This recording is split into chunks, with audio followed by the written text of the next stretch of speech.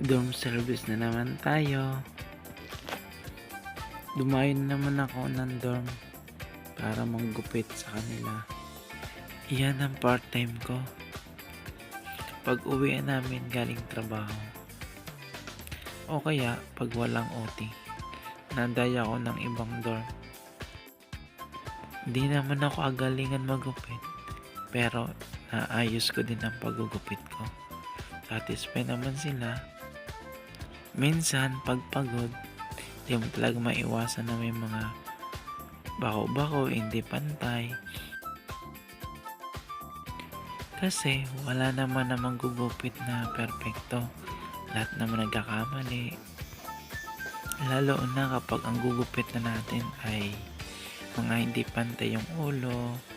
Mayroon naman yun na yung lubog.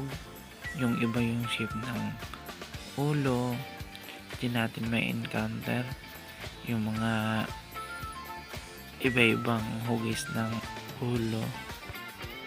Kailangan lang talaga ng sipag at tiyaga. Binablog ko ang iba kong ginugupitan. Kaya lang minsan yung background madilim, malabo. Kasi iba-iba kasi yung mga pwesto na ginugupitan ko. Minsan nga pag madilim na, ang sakit na sa mata. Pero masaya maggupit.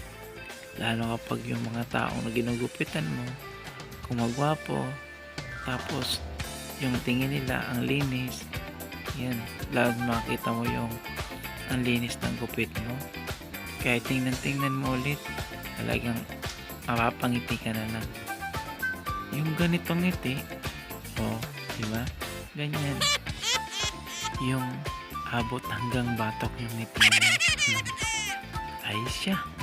Sige na. Nood na muna kayo sa aking paggugupit. Ayan.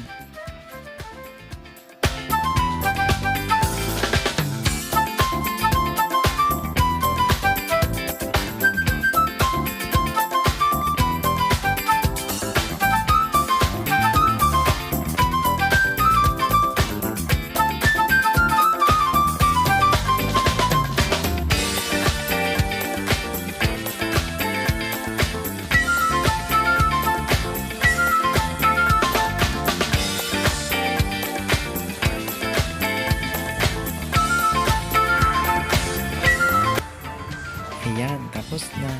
Salamat sa inyo guys sa inyong panonood. Maraming salamat.